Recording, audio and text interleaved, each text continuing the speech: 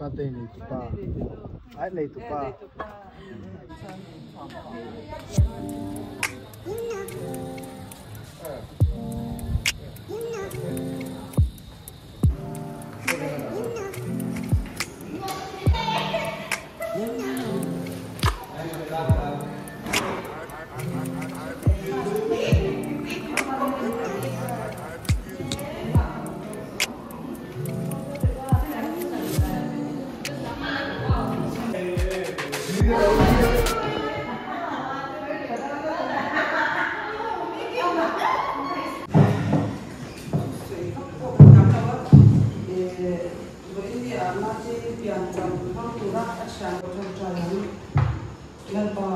Nia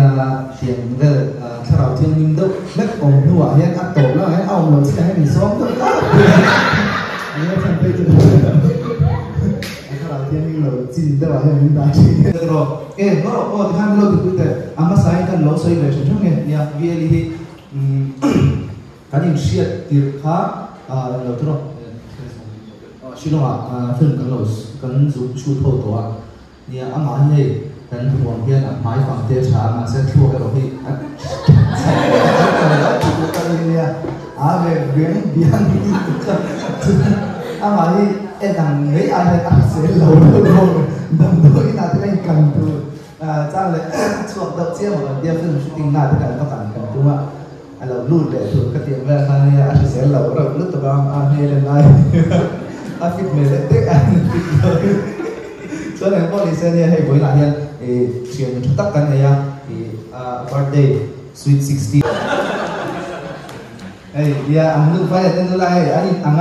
anh về tới phố hi trà số ta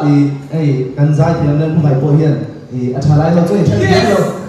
trả lại nó chơi chết thiệt rồi mấy thế cha mình đang nghe cha ra thì đủ rồi thành Happy birthday to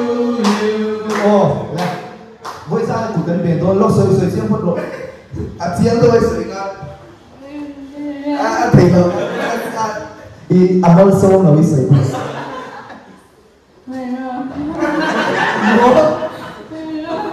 wow tôi chút thì mấy cái điều với xong thì còn đẹp không nó cũng không nó phải để xem mình biết về rồi thì ngày sáng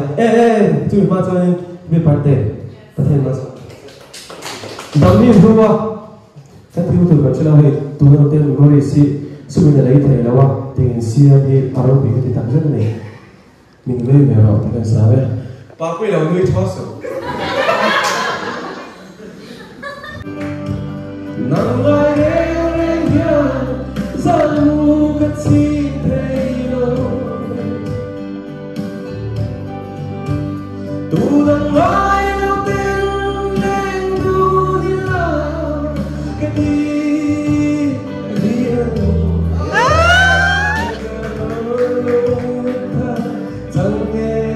Namakan thủy thân ba lưu hay là sao em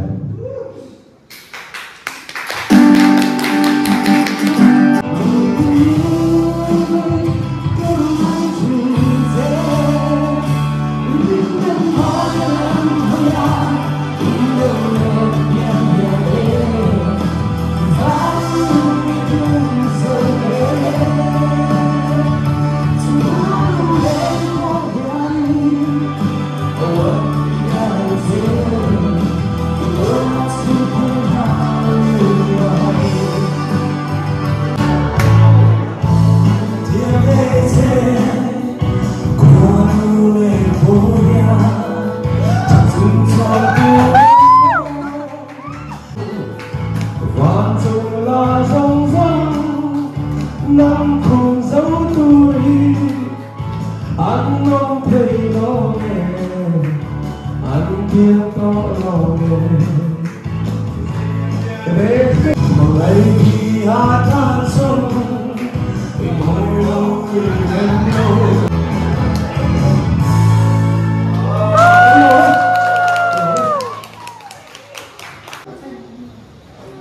Cái giống chả răng cắt chặt cái lùng lú này chứ à ông dễ mà ya hilvan tak ram kadwa cheng kha thui tak zong chuan veli na chuan ha soi na tu chu kan ei lu lo ni kum la ba kan tha kan ni what's up ke nge fi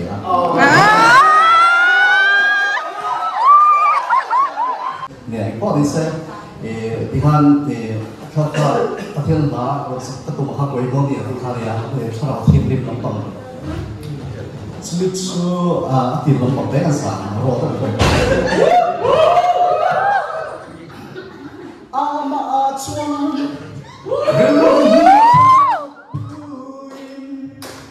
trôi màu lòng pha cơn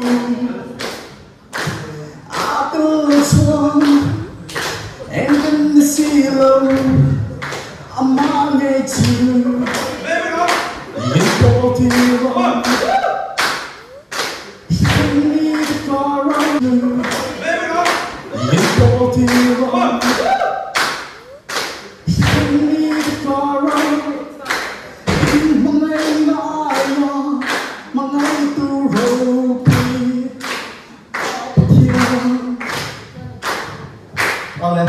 Mira, really love the song. Yes. Something that you really love the song.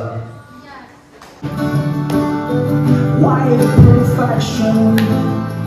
for next to sleep seems to go? Looking through the wall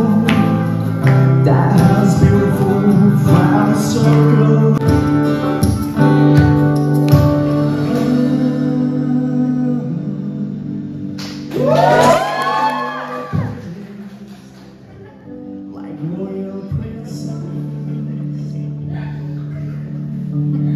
True in love,